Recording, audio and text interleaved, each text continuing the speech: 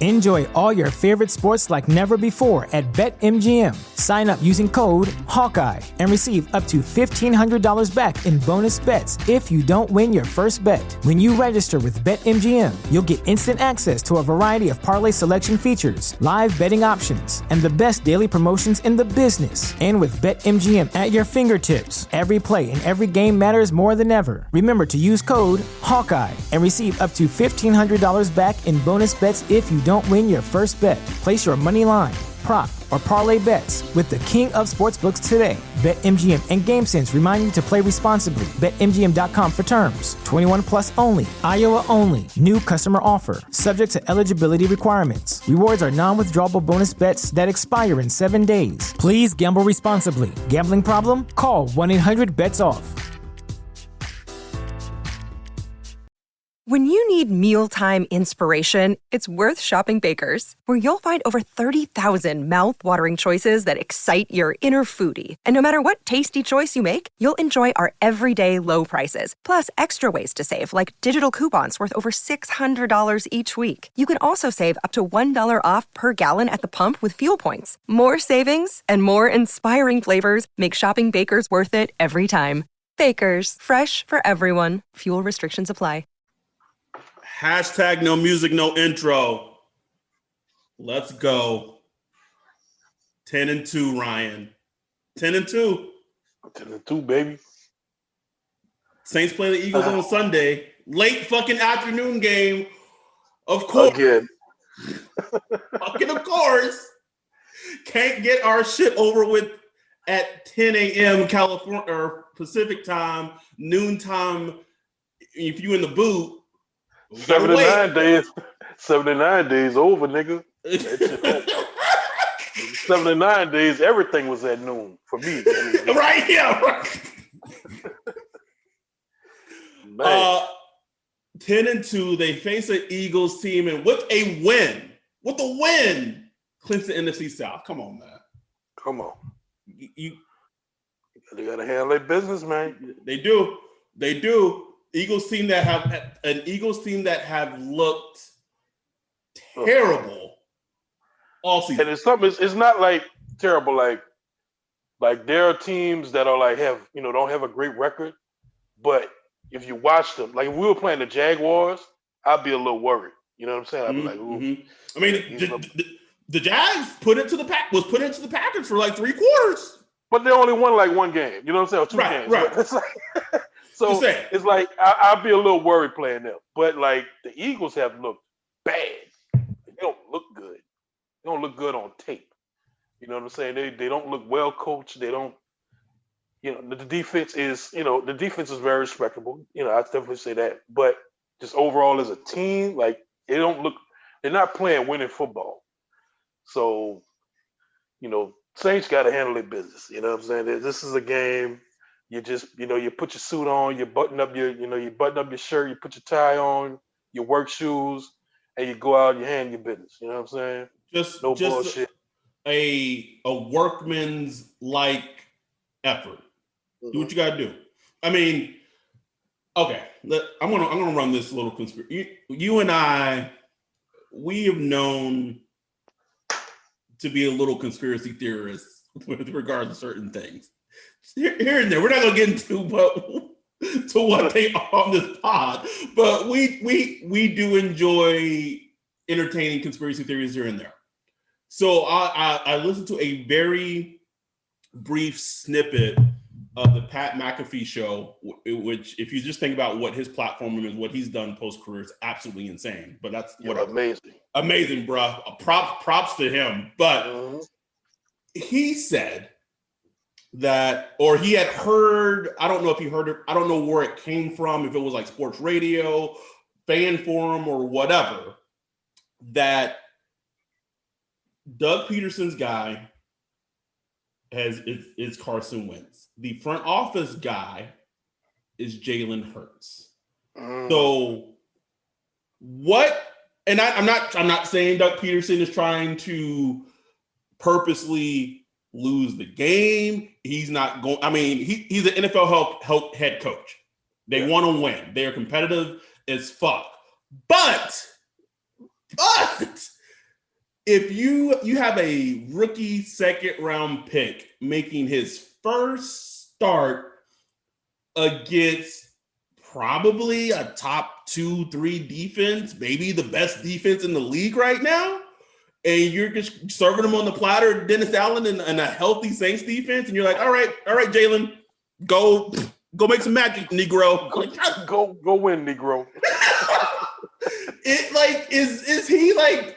I don't want to say he's purposely setting Jalen up to fail, but that is not.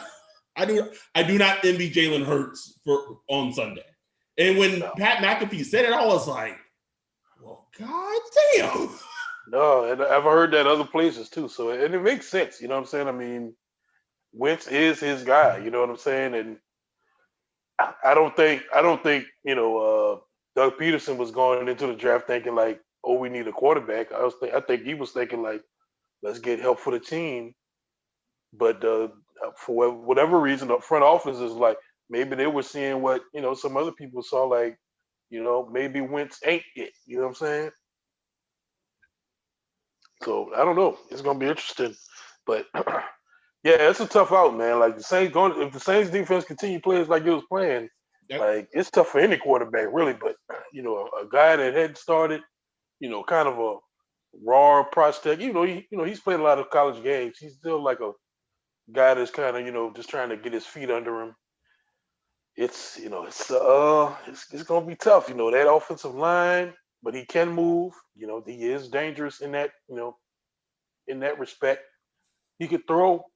I mean, I will say this: him over Carson Wentz, he is throwing better than Carson Wentz is right now. Like Carson Wentz is not even throwing the ball right. Like Carson Wentz, like when he's just throwing like a little 8-yard out or something like that. It's like, it's not coming out. It's bad, bro. It's bad. Not coming out his hand right or something. I'm like, what is wrong with this dude? He's broken. At least he's broken, but at least Jalen Hurts, he give you that. He can throw. He can throw on the move, real good at throwing on the move. So, I mean, the Saints defense, they're going to have to be careful and kind of, just do the old script like you do the, young running quarterbacks. They like to move, just kind of mush rush and kind of keep them in the pocket. It's funny you say that because I wanted to know, like, if this, I mean, we're not fucking defensive coordinators, but how would you play? Like, how would you play Jalen? Like, or how would you play the Eagles offense?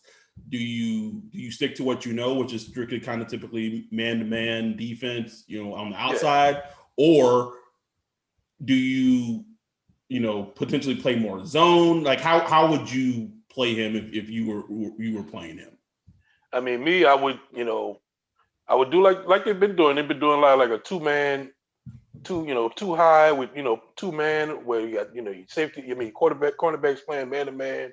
You got your safeties, your two high safeties, and you're doing a lot of tricks and moves, close to the line of scrimmage with your linebackers to try to confuse them or whatever, and with your rush, and just try to contain the edges. Be on alert for the edges, like contain the edge, set the edge. Don't let him, get outside the pocket to throw and just kind of, must rush, keep things in front of you, but blitz when necessary. You know what I'm saying? I'm not saying this shouldn't be a game where they blitz. They should blitz, but just be mindful of it, where you're not blitzing them to one side of the field where you got another guy open, and only one defender defending one guy on one side of the field. You open up a big play like we saw last week where he he got outside the pocket and hit forgot what was our wide receiver down in the end zone, with a nice throw on the run. So. Yeah, I just think it's one of them games where you just kind of want to keep him in front and try to force him to read the field, just like Atlanta tried to do, wanted to do to Taysom Hill. I could tell that was their method. Like, let's just force him to throw, and Taysom rose to the occasion and made those throws. Okay, you know what I'm saying. So if Jalen starts hitting those throws, okay, then you adjust from there. But in the beginning, at least, let's force him to be a pocket quarterback and not let him run around and try to get confidence. I know, obviously I think they should blitz when needed or when they feel like they have to or whatever. But honestly, the biggest probably the biggest mixed match in this game is the Saints defensive line going against the Eagles battered, mismatched pieces, tattered offensive line.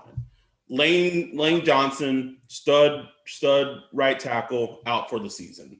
They drafted Andre Dillard last year to basically take over for Jason Peters, and then he was set to be their future left tackle. He got hurt in the offseason, which led them to bring Jason Peters back. And first he was playing left tackle, and then they moved him to left guard. Yeah. I can't even name the Eagles left guard for you right now. I don't even know who's playing. The only good offensive lineman that they have currently playing right now is Jason Kelsey, who's their center. This should be a game where all the resources, Cam, Marcus Davenport, Trigger Trey, just the interior just should shut everything down. Like, this is a game where they should rise to the occasion. And especially Davenport. I mean, coming off his concussion, he's been full all week, full go. His body should be feeling well. I don't know about his head, but his body should be feeling real good. So, like, this is a game I want to see two first just, like, you know what I'm saying? Just come off that edge, man, and just, you know, blow people up, throw them around, hit the shit out of Jalen Hurts. I want one of those Alex Smith joints. Yeah, just one of them joints where you just where you at home as a fan, you're like, you make your own body goes like, ooh. Yeah, exactly. So, you know, they need to bring it, man. The D-line just needs to bring it and just bring it early. And just kind of set that tone early. This is not Eagles, not a team. You got it, man. You just got to step on them early, man. Get them out early. Yeah, you get them in their head. Oh, here it goes again. Here we go again, y'all. You know, that's what I want to see, bro. Seriously. Here's what does worry me. Here's my concern defensively on the Saints is I love CD Deuce. I love him. But I don't want to see him lined up in the slot against Jalen Reagor. It's going to happen. Because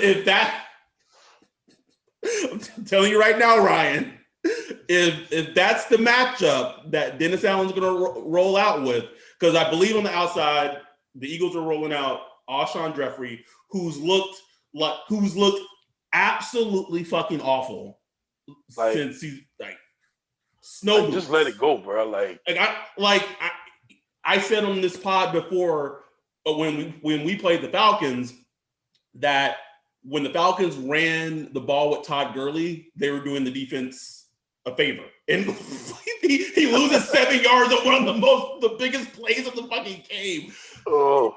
It's the exact same thing right now with Alshon Jeffrey. Like, the Eagles are rolling him out. Like, deactivate him. Like, what are you doing? Bro, I was literally reading like one of the Philadelphia Eagles beat writers reading an article today. They was like, why do they keep putting Alshon Jeffrey on the field? Like, I have no clue. Like, I don't know if it's just taking snaps. He's taking snaps from like good young players. Like, get him off the field. But hey, Eagles, wait to do that shit next week. Don't listen. Right. Don't listen to me. But so they're gonna roll out fucking old snow boots, Alshon Jeffrey, have him on the outside. They're gonna have Travis Fulgham, who had a nice little, stretch a couple of weeks where he was balling with Carson Wentz on the outside, and Jalen Reagor is gonna have snaps in the slot. And I love City Deuce, but one of his flaws as a player is he does not do well with straight line speed. He just doesn't do it. So I don't know what it is. I kind of get worried if Jalen gets a little time in the pocket and fucking Jalen Reagor's flying down the fucking field and that's a 50, 60-yard bomb. That's my biggest worry. When I think about the Philadelphia offense. Yeah, and thing about Reagor is he's a young wide receiver, and he's kind of coming into his own and just kind of getting better. So you don't want to be the team that he gets better against. So yeah, man, they need to mix it up a little bit. But I think they're gonna expect CD to just step up. Like he's gonna line up in the slot. CD gonna be on him, and CD going to play his game. You know what I'm saying? Like, if he starts, just starts going off and scoring touchdowns, I think they'll make an adjustment. But in the beginning, I think they'll just kind of try to live with it and just play their defense. I'm really looking at the tight ends. Is Zach Ertz, he's healthy, right? He's healthy, but he has not been playing like he's not as bad as Alshon Jeffrey, but he hasn't been playing great since he returned from injury. It's going to be interesting because the thing I worry about anytime you get a young quarterback in, they don't, their favorites aren't the favorites of, like, we know Wentz loves Ertz. Like, Wentz is Ertz, he's going to Ertz. But with with Hurts, Jalen Hurts, we really don't know yet who his guy is, who's the guy he's been practicing with, who he practices with after practice, and who's his guy. We still hadn't really figured that out yet. So, and it might be Riga, since they're both young, they both got drafted together. Yep. That might be his guy. So it's going to be interesting how, it's going to be important that the Saints figure out who his guy is quickly and take him away. Like, just take him away and force Jalen to go his second read, third read, whether it's Goddard, whether it's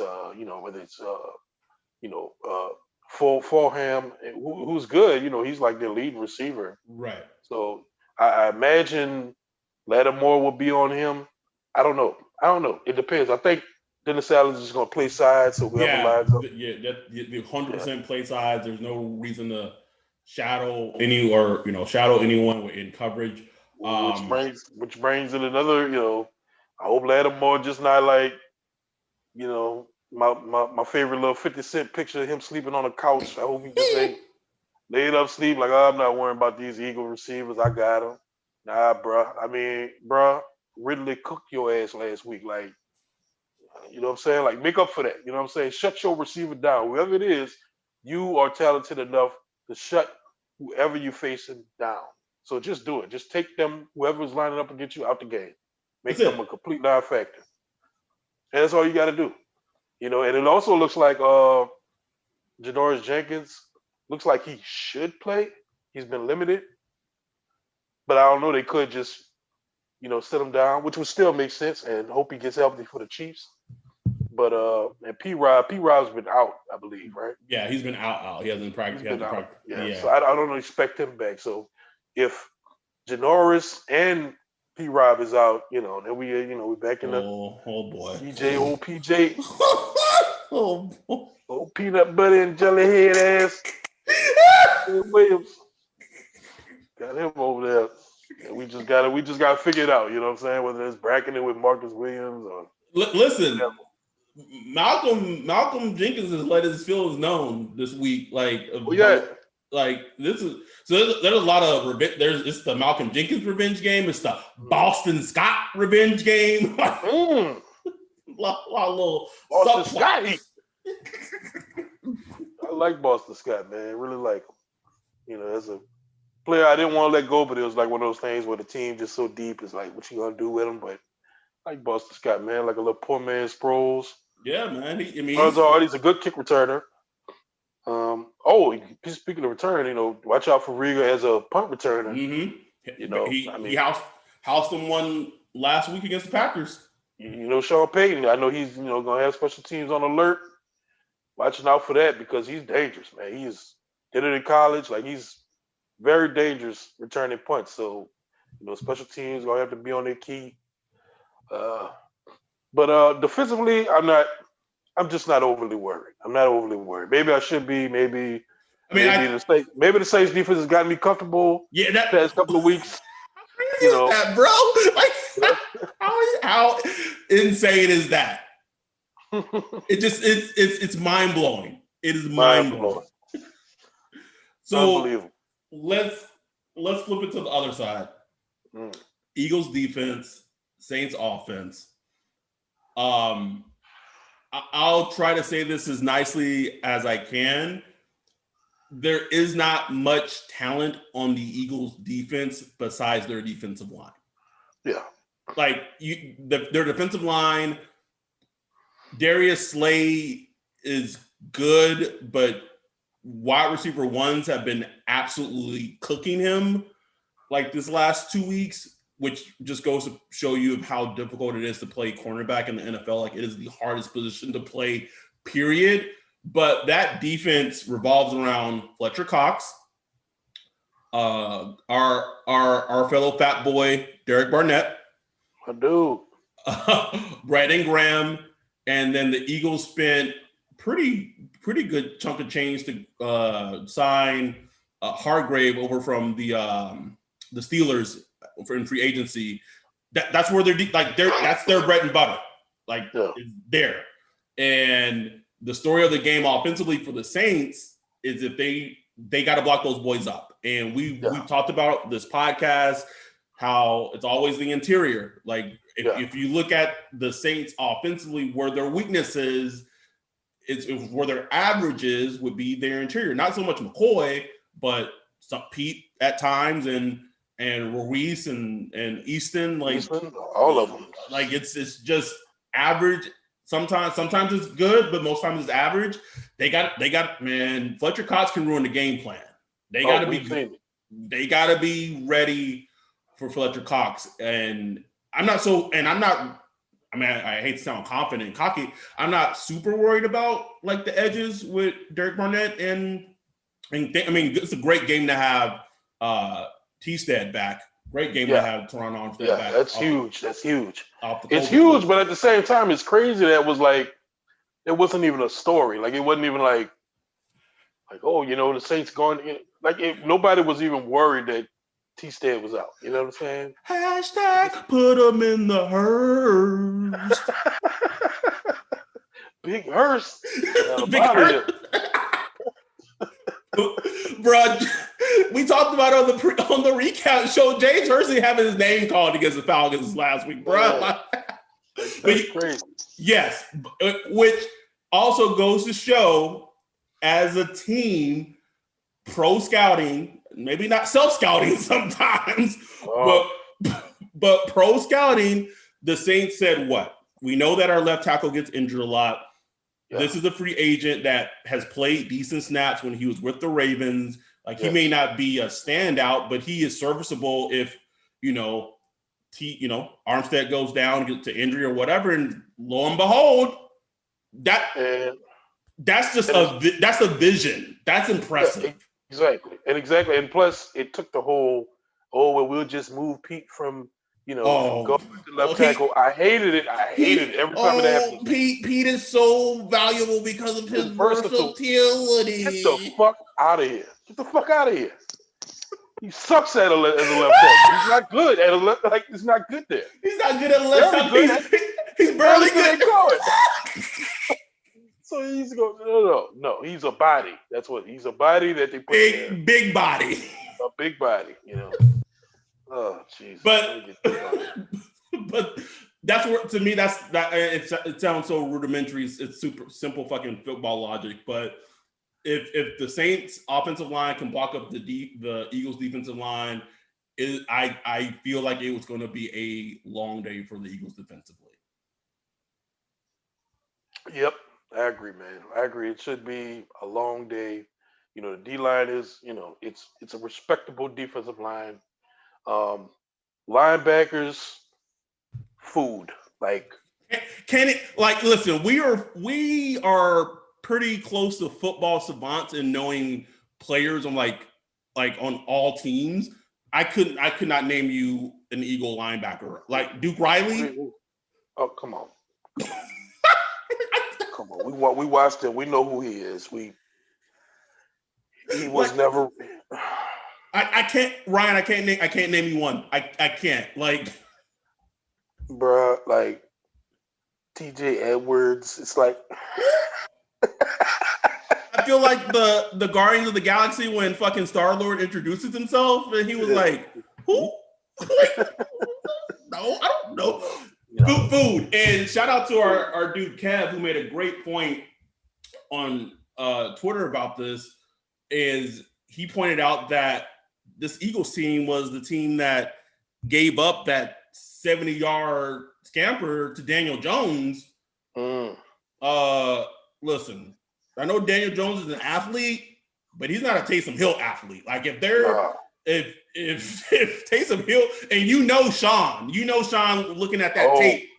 You know how Sean loves to beat the Eagles. He loves to beat the Eagles. Loves to. That was his first coaching spot in the NFL.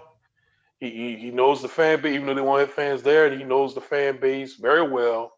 He loves beating them. It's in him. You know what I'm saying? So he trust me, he has a play or two circled. Like, okay, I want to get to this. I want to attack this guy. So there's gonna be something. Whether it's a Taysom run, a throw, whatever. There's gonna be something in there that he's gonna cook up, man. I can't wait because I know he got something. Speaking of that, shout out. Damn, I wanted to get that person's name. Whoever made that video cut up of Sean Payton going to Alvin Kamara, like right before halftime. It was halftime ended. He's walking, and they ran the play where Taysom Hill, he ran for like 6 or 7 yards, and then he ran to Kamara and he was like, hey, any plays you like, you want to look, want to do the next half? And Kamara's like, hey, that play we just did with Taysom, I think I could do something with that. You know what I'm saying? I could do something with that as a running back. And he went back to the play and Kamara scored a touchdown with it. That video there, man, that was just some dope shit right there, bro. Like that's football porn right there, man. It is, bro. It doesn't get, like when I watched it, I was like, it doesn't get better than that. It just makes you like it just make you smile. I was just sitting looking at the phone, smiling like, we got a good fucking coach. We got a good running back, got good players. You know what I'm saying?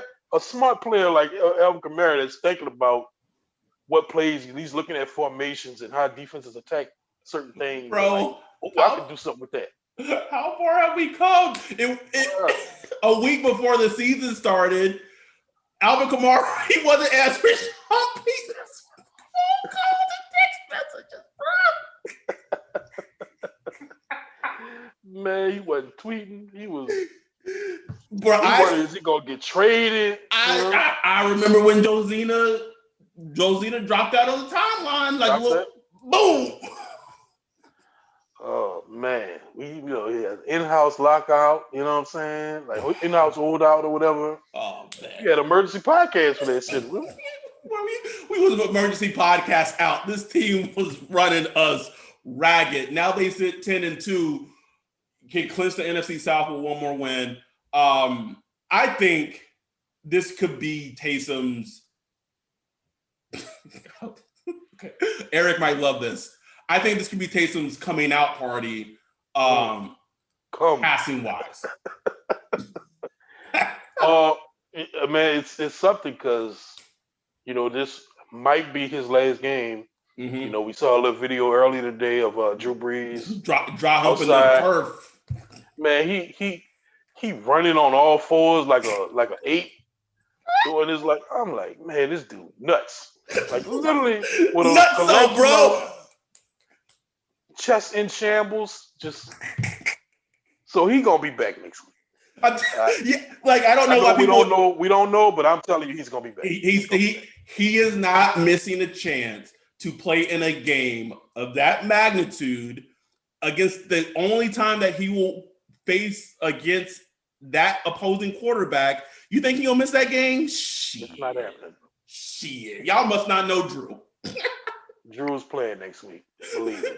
He might have the Kevlar like. Oh yeah. He gonna look thick. He gonna look thick as fuck. He gonna look bad built, man. Like all built on top with some skinny legs. He gonna have the Beskar armor under that bitch, bro. Oh yeah. Yeah, he gonna be bad built, man. But he playing next week. He is. But I think this Eagles defense, Taysom got robbed of that beautiful fucking touchdown pass to Emmanuel Sanders. Yeah. Oh man. I'm not saying Sean's. I mean, because this is still like we don't know. The game's in Philly. The weather conditions may dictate Maybe they don't throw it all over the place. Maybe it's a more AK game, Latavius game. But if the weather conditions are semi-decent, man, Sean throwing that thing, bro. Like, I know him enough as a coach that when he watches their film of the Eagles defense, he looks at it and he's like, these niggas? Oh yeah. No. Oh yeah. I'm about to cook them up. Yes. And then they're not showing no life either. Like, man.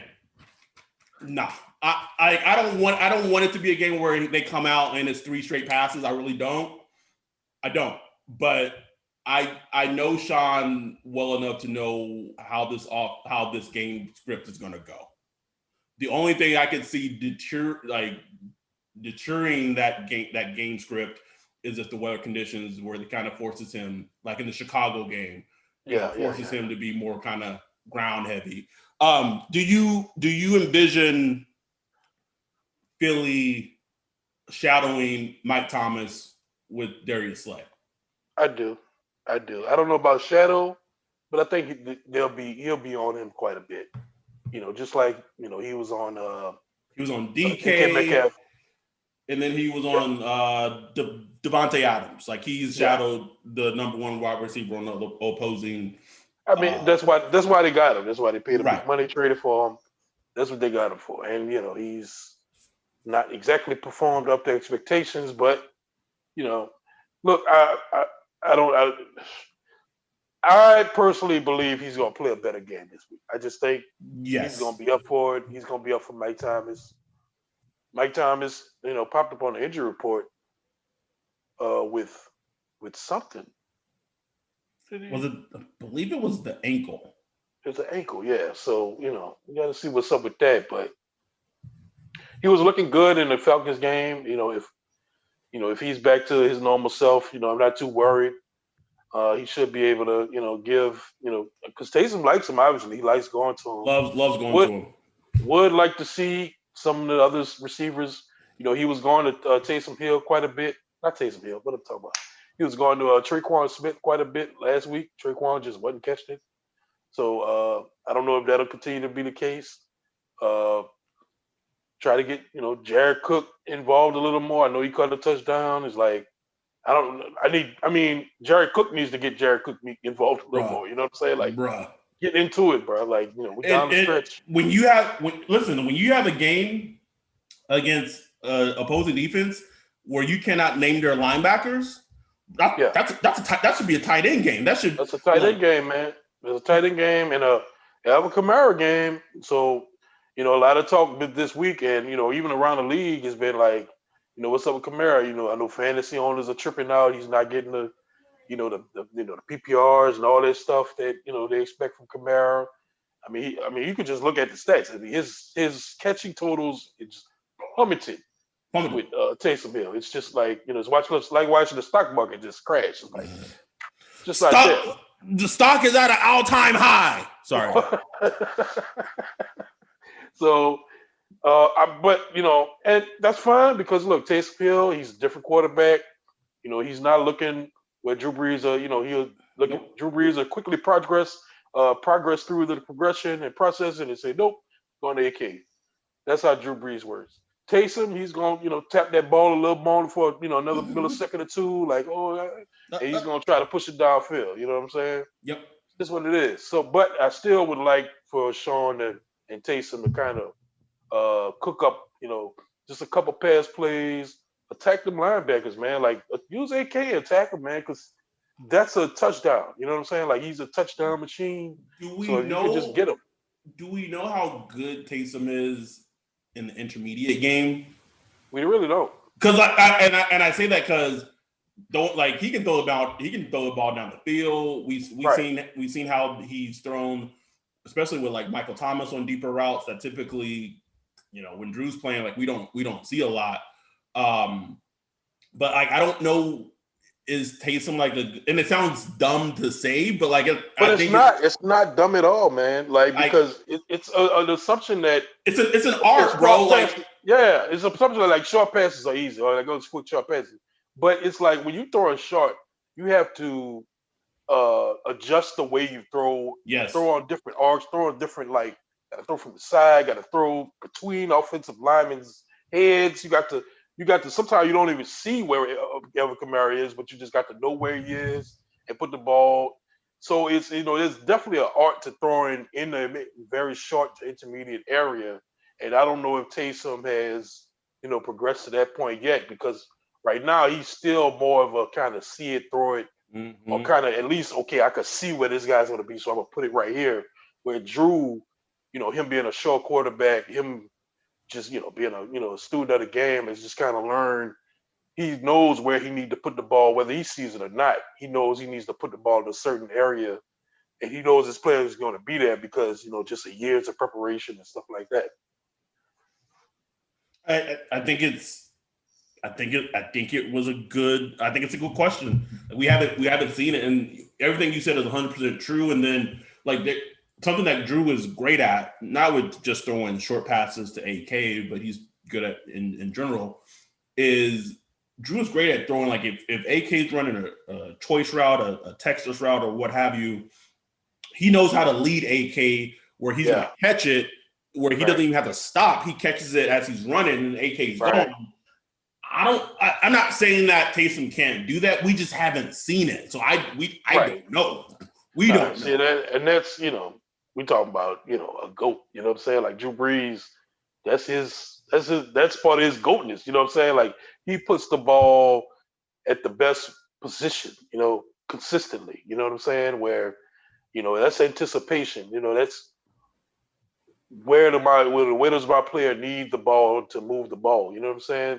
Whereas Taysom, he's looking at the player running, and he's like, okay, I assume that he's going to be about this point right here when my ball gets there, and that's where he's throwing. And he's throwing to the guy pretty much.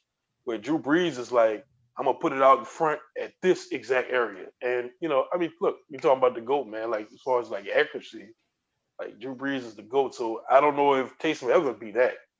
But I would like to see a little more, because there were plenty of catches, just in the past couple of games where it's like, damn, why if you would have put that ball right in front of him, man, they could have got like a lot more yardage on that play. So, we'll see, but I wouldn't expect a huge change yet from that. But like you said, man, like this could be this is important for Taysom, because this might be his last little hurrah just as a starting quarterback. He's gonna play obviously he's gonna play a lot of snaps going forward regardless. But just as a starting quarterback, this is gonna be his last hurrah to like put that little egg in Sean and all them head. Like, man, look, man, make me the starter next year, bro. Like, I'm the man. I'm your man right here. You don't need to look for nobody else. I'm it. Me personally, I don't know, nigga. I don't know. But I would like to see him in on a very high note, to where at least he's in the discussion, where we're not going into the next off season if Drew Brees retires, which we expect. But we're not going into the next off season like just completely with nothing, just darkness, just like darkness, and just trying to just sign anybody, like anybody to complete for us. Like the Patriots was, this last off season they didn't have anybody. So I don't want to be in that position. I want to be able like, okay, we got Taysom, maybe we draft a guy, maybe we bring back Jameis, maybe you sign another guy. You have all these options. That'll be the best scenario you could have going into the next offseason. Oh, absolutely. This is a game that Taysom can, like you said, leave a lasting memory for Sean and the front office and everyone.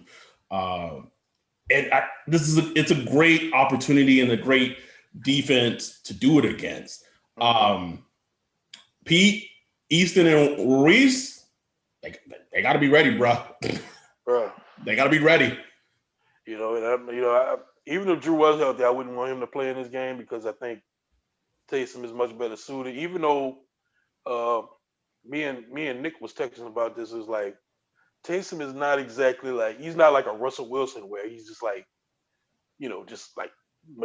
just juking guys in the backfield and like buying time. That's not him. No. He's kind of like, if he runs, he's going to run. If he's not, but he'll take a sack now. Like dudes, you could get to him Yes.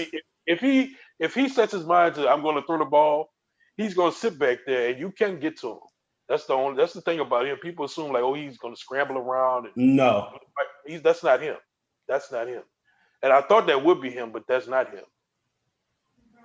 And I don't know if it's not him because he's more conscientious of he's just trying to be more of a quarterback and not just kind of an athlete playing quarterback. Right. You know what I'm saying? Like we don't know. We don't know which one it is. We don't know which one it is. I think you said you hit on something earlier that I think is a very salient point in regards to getting more wide receivers involved. The Eagles secondary is below, like I would say below average would be the nice way to put it. Oh, yeah. And Traquan, like you texted me a couple of days ago, like Emmanuel Sanders just out there just getting free exercise, like getting paid to exercise, bro. Oh man, I mean he just out there running, just getting his conditioning in. Bro, I know he can't wait for Drew to come back. Don't get me wrong. Like I know he's a team guy. He just like, we winning, but I know he like, damn man, like give me something, shit. Well, his last. I mean, he had a huge catch in the Falcons game on a third down. He did. But like besides that, was it the Bucs game where he made? Yeah, I think it might have been the Bucs game where he made that move. He went outside or he went inside and went outside, broke it out for a touchdown. Haven't heard from Emmanuel Sanders. Oh, take that back. He had the 50-yard one against the first Falcons game. That he fumbled, but he got. Oh yeah, the fumble, the punt, the arm punt, yeah. Yes, the arm punt, yeah. So, but I know he was just itching to just start cooking because he started cooking with Drew, man. Like we started seeing like, okay, like here we go. This is Emmanuel Sanders. It was a Lions game, and he was on fire ever since. Yeah, and it was like, okay, now we got Mike Thomas back, we got Emmanuel Sanders. You know what I'm saying? And then it's just crazy. Remember we tweeted about it earlier this week, like what this team has went through is so underreported, man. It's like they literally lost all their wide receivers at one point. Didn't have all of them. Had nobody. The Bears game, they had Marquez Callaway and Juwan Johnson. Man. That and Traquan. That was it, bro. And at one point, Callaway got hurt too. He was out. Emmanuel Sanders was on COVID-19. It's like, can you like just think about this? And I could be wrong. I haven't looked it up. I don't think Mike Thomas, and he's on my fantasy football team. I don't think he's caught a touchdown this entire season. Maybe he has. I don't think he has. Like, how nuts is that? I think he has, man. That's nuts, bro. Mike Thomas has not caught a touchdown pass this season, and the Saints are 10-2. What? Imagine if I told you on, say, September 1st, that Mike Thomas wouldn't have a touchdown by week 14, and he's missed a shitload of games, and Drew Brees is on IR. Like, what would you think? I'd be like, so do I start looking at Justin Fields and Trevor Lawrence tape now? Or like what are we doing? Nope. These motherfuckers is 10-2, bro. So I saw, I think shout out to the homie Chris. I saw he posted on Twitter today, like, the last 4 seasons the Saints have had, have been, they've given us regular season memories that will always last. But he says, like, it feels like there's something different about this team. Yeah, man. Because last year, I don't know, maybe it's I don't know, maybe I'm looking back at it wrong, but last year I don't know if I ever felt it. Yeah, like, you know what I'm saying? I was just kind of like, I was when they started when the defense got super stout when Drew was out. I was like, okay. And then as soon as Drew got back, it was like, time for me to clock on out, nigga. My shift is over. And after that San Francisco game, it was all beat up, and it was God, yeah, man. It was just like, okay, I hope we make it through. I didn't feel it, and we still got a ways to go. We'll see how this season plays out. There's only there's only been certain seasons where I have felt it, right? 09 felt it, 11 felt it, 18 felt it. I don't know if I'm being jaded just because of the last 4 years. Yeah. But I don't know. We all know. I think that Chiefs game is. We'll see. I need it, bro. I need them to handle business against the Eagles. I don't even know who the Chiefs play this Sunday. I need them to handle business. They play the Dolphins. Okay, as a fan, next Sunday, I need to know. Yeah. I just need to know where we stand. I need to know. It'll be such a measure. Let me ask you this. We're going to go over the Chiefs next week, but I just want to ask you this. Is there a way where they lose to the Chiefs, but you don't come away feeling demoralized? Yes. Yes. Yeah, I mean, yeah, for sure. Let's go back in time to the 18 season and, that Steelers game, right? Yeah. So Drew leaves them back. Mike Thomas catches a touchdown, puts them up, and then Big Rape gets the ball, and Antonio Brown is cooking Marshawn with a minute or whatever it was left in the game or whatever. If the Steelers went down and scored a touchdown that drive and won the game, I still would have came away we got a squad. I would have questioned our defense, but in whole, I've been you know what? We could fucking beat any fucking team in the NFL. Exactly. So if they listen, I'm not saying this is going to happen, bro. I'm not saying this. And I know we're not looking forward. We're not trying to look past the Eagles. But if the Saints play the Chiefs with Tony Romo and Jim Nantz calling the game, and they do something similar to the Chiefs that they did to the Bucs in Game 2. Nigga. No. Don't even say that shit, though. If they did something like that, bro, all that shit I've been talking about, I've toned my fandom down and this and that. All that shit going out the window, bro. No, don't do it. I'll be back in this bitch with a black and gold hat on, you know what I'm saying? I'm going to be fucking hyped. Hell no. Nah, I don't even want to beat the Chiefs like that. But squeak out a win. But I'm just saying, if to quote, remember the Titans, if they leave no doubt, I don't know, bro. And I know, listen, there is not a more competitive person in the world. Well, Michael Jordan, Drew Brees, they're the same fucking person, right? Competitive wise. Drew knows who the pick was going to be in that draft, right? Yeah. He knows. He got to feel some type of way about that. You can't tell me he doesn't. It's you was going to draft him? Okay, I got you. All right, I'll show you. It's when Cam was actually good and he was in Carolina, he just got the gift for him doing the head nod. Yeah. And I'm just saying, Drew's going to try to play his best against fucking Kansas City. I'm telling you that right now. Man. But we'll table that. Yeah. and I just ordered the tripod today for the webcam setup. We doing a video show for that fucking shit. Oh shit. We bringing it out for that bitch. We making a flick. Just don't upload it. I got a reputation to keep. Anyway, but yeah, man, they just get to 11-2, win the division, choke the life out of the Eagles early. Shit, man, I want it so bad that fucking they put Carson Wentz back in the game. Yeah, for real. I want to see Wentz back in. Damn. I just wanted that. I want the Eagles just to be on the sideline looking depressed. I don't even know who's calling the game, but I want them to be talking about. Pretty sure it's I'm not 100% sure. I was trying to look it up. Might be Joey Buckets, bro. Might be Joey Buckets. Shit. Buckets and Aikman.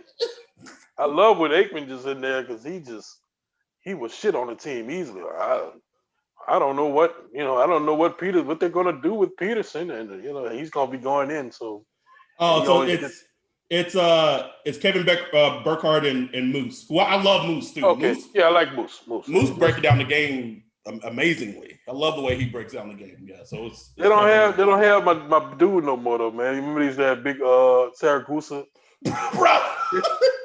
They don't even let him up there. They just have him on the sideline or down the end zone. Man, Tony Saragusa hasn't been around. Yeah, big Saragusa back there, just like they had him being Pam Oliver on the fucking sideline.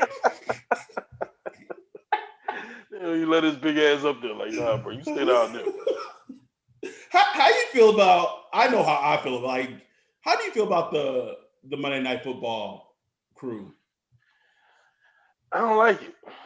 I don't know. I just don't like it, man. Like, it's something about it, and I can't really figure out what I don't like about it. It's just like it's kind of dry. I can't stand Steve Levy. Like I can't stand him, bro. It's just like when I hear it, I don't feel like I'm learning nothing. I just like you got all these dudes that are supposed to be like all these knowledgeable dudes, Louis Riddick, who, I thought I would like, but I was just like, he's always praising everybody, and I don't know, man. Like, I don't know. Like why can't they just get that right, bro? Like ESPN, Monday Night Football, like that's kind of a legendary spot.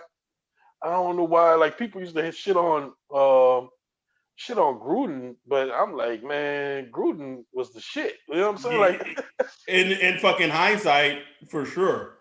Like, I mean, he have his little hot takes here and there, and he always praised players too. But I don't know. At least he had kind of an opinion. But these dudes is like milk toast, bro. It's so milk toast. Exactly. It's just very milk toast. Very milk toast. So I don't know, man. Like I don't know who to bring up there. I don't like they keep trying every year, just like switching dudes out. But nah.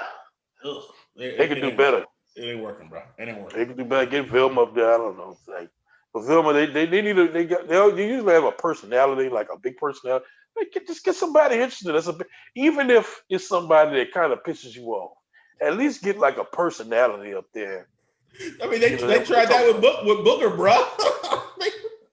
Well, Booker ain't pissed me off. Booker was just like, man, what the fuck are you talking about, bro? It was like, honestly, they could have left Booker in there, man. Like, at least Booker was entertaining. I'm saying, like, we're talking about what Booker was. At least we were talking about what Booker was saying. Like, can you believe Booker said this shit? But we can't even say that with this crew. It's just like, man, whatever, I'm not feeling them, bro. I'm not feeling them at all. Booker be like, when you run 15 yards, you gain 15 yards. this nigga right here. Can we talk about, and I'm not on wood, I'm not trying to jinx it. There are only two players on the injury report today that were DNPs. P-Rob and then David Onyemata had an illness. I hope it's not the Rona, but he had some type of illness. Just the season's winding down, and the Saints, again, not trying to jinx this shit. I'm knocking on my wood floors and everything, baby. They are one of the most healthiest teams right now. Huge, bro. And they took a lot of hits early. Yeah. There's that whole, that old cliche of just peaking at the right time. Maybe they're peaking at the right time because I tweeted this earlier, kind of jumping off a Underhill post. Like, what's crazy is the Saints offense hasn't peaked yet.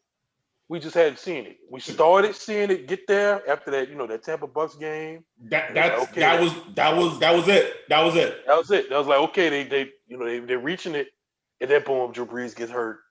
whatever. You know what I'm saying? Now it's time to progress with Taysom Hill. Maybe Taysom Hill offense progresses and peaks with the Eagles, and then we going back to Drew Brees. So, and still, even through all that, they're averaging, 28.5 points per game, which is like fifth in the NFL. You know what I'm saying? That's crazy, bro. That's crazy. And nobody has really blew the doors off outside of AK.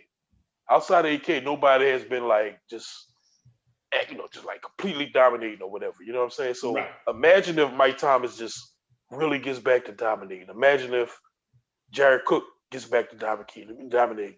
Imagine if Adam Troutman instead of one catch, start catching 4-5 catches. You know what I'm saying? 4-5 catches a game. Big fish.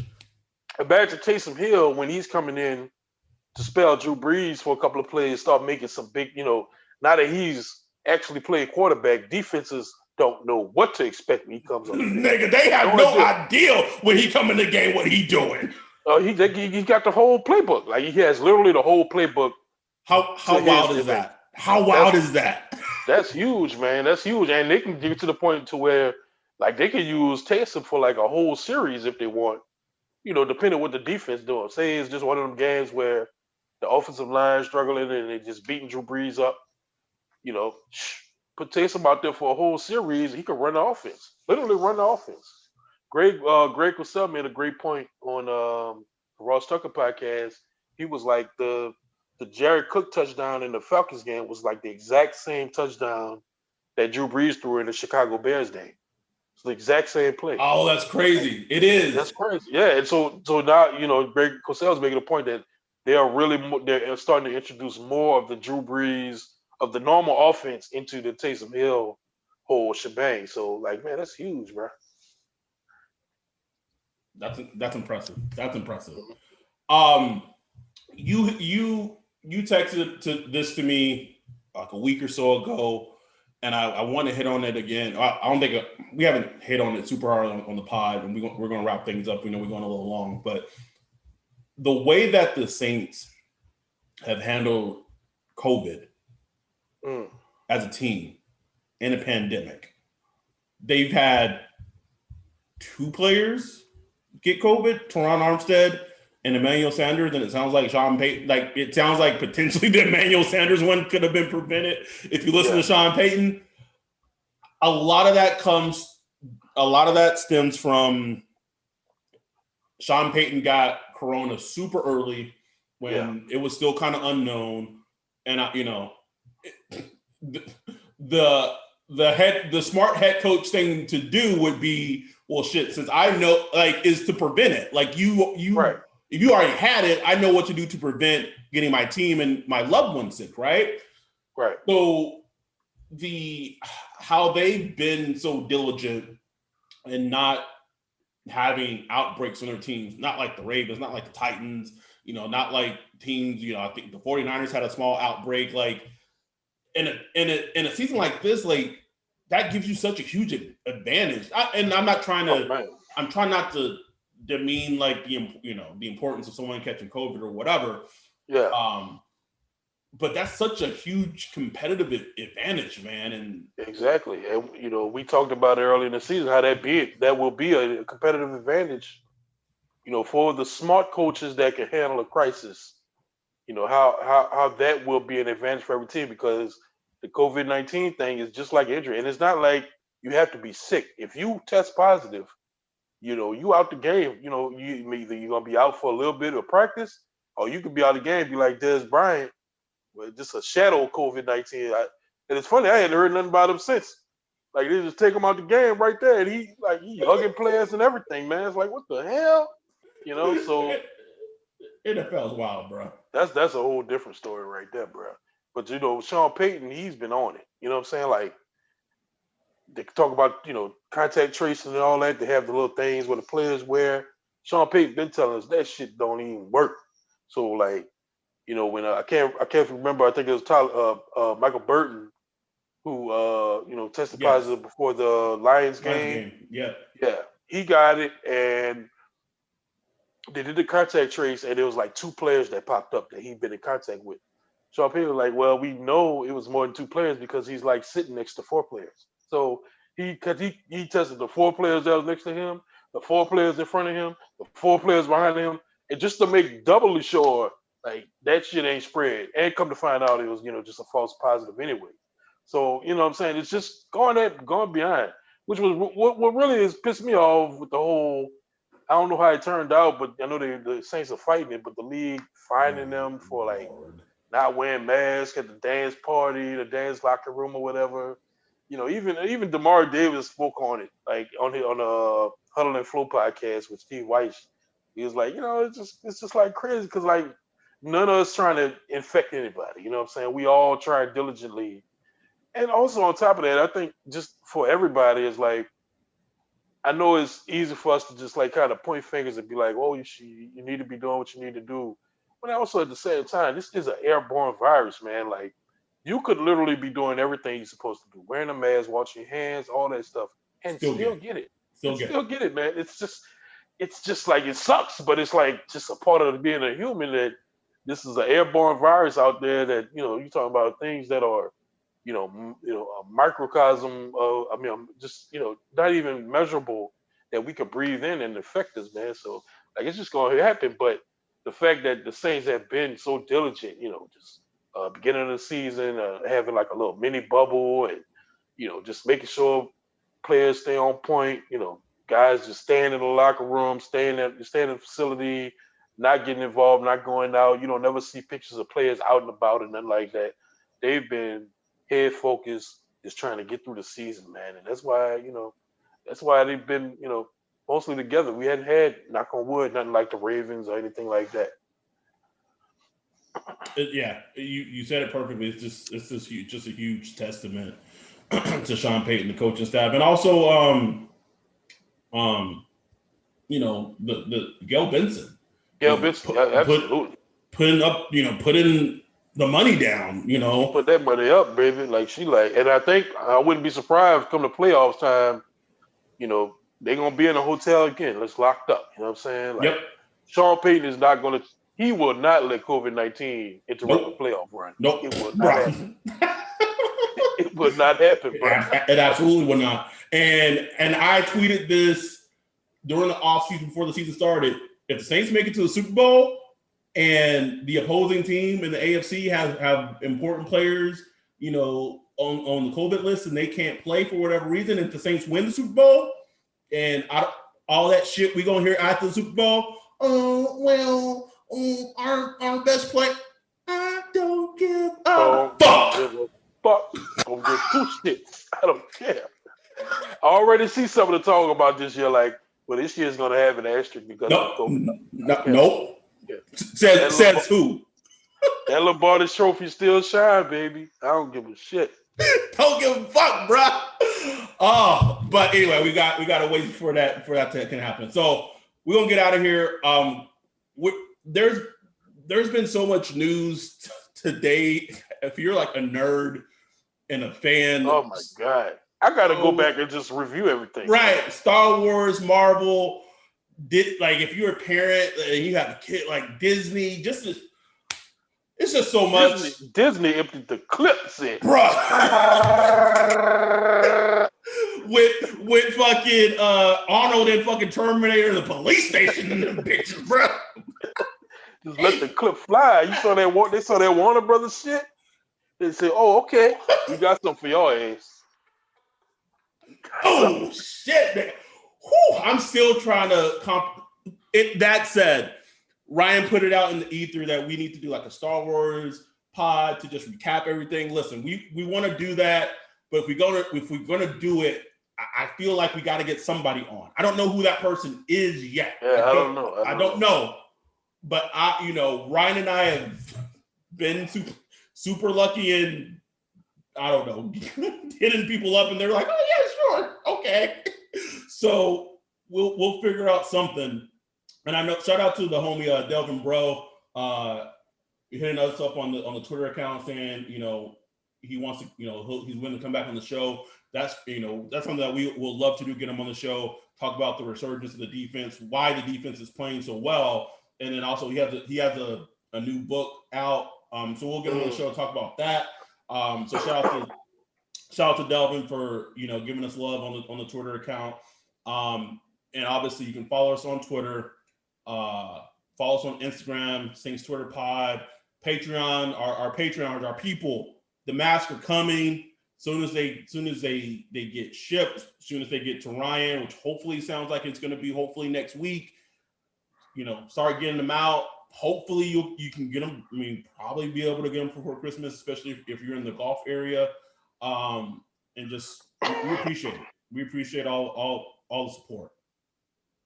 Absolutely, man. And R.I.P. Tiny Lister, aka Debo. He passed earlier today. So just rest in peace, man. It's one of our great actors. That's been on a lot of movies we've seen over the years. So I just wanted to put that out there. 2020 just been like damn. Shit, damn, man. It's nonstop. That shit here, bro. Anyway. So hopefully when we do the recap show Sunday night, we'll be talking about the Saints clinching the NFC South. We'll, recap the Eagles game, look a little ahead to the Chiefs game, and we just keep along this ride, man. Like we keep saying, enjoy this. Like this shit, man. Enjoy it, man. Like y'all don't even especially if you're a long time Saints fan, but if you're a newer Saints fan, please enjoy this. Man, it's unfortunate that all this is happening during the pandemic. Because, man, I know the city will be lit, so it's kind of hard to really enjoy like you really want because you're not really around people and the vibes and all that shit. But, man, find a way, man. Like, find a way to just enjoy it, man, because this, it's the good times, man. Like, next year, you don't know, bro. Like, it's hard to – the young players we drafted in 2017 and to keep all that going, it's hard to do. We saw it like with the Seattle Seahawks when they had the great, Legion of Boom and all that stuff. Dudes started getting paid and, dudes started declining and stuff like that. And that window closes, bro.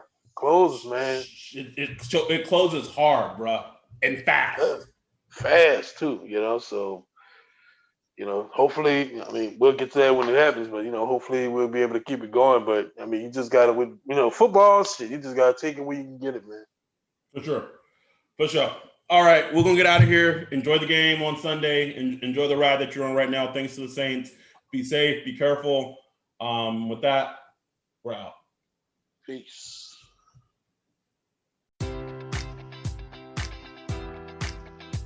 Enjoy all your favorite sports like never before at BetMGM. Sign up using code Hawkeye and receive up to $1,500 back in bonus bets if you don't win your first bet. When you register with BetMGM, you'll get instant access to a variety of parlay selection features, live betting options, and the best daily promotions in the business. And with BetMGM at your fingertips, every play and every game matters more than ever. Remember to use code Hawkeye and receive up to $1,500 back in bonus bets if you don't win your first bet. Place your money line, prop, or parlay bets with the king of sportsbooks today. BetMGM and GameSense remind you to play responsibly. BetMGM.com for terms. 21 plus only. Iowa only. New customer offer. Subject to eligibility requirements. Rewards are non-withdrawable bonus bets that expire in 7 days. Please gamble responsibly. Gambling problem? Call 1-800-BETS-OFF. This is the story of the one. As head of maintenance at a concert hall, he knows the show must always go on. That's why he works behind the scenes, ensuring every light is working, the HVAC is humming, and his facility shines. With Grainger's supplies and solutions for every challenge he faces, plus 24/7 customer support, his venue never misses a beat. Call quickgrainger.com or just stop by. Grainger, for the ones who get it done.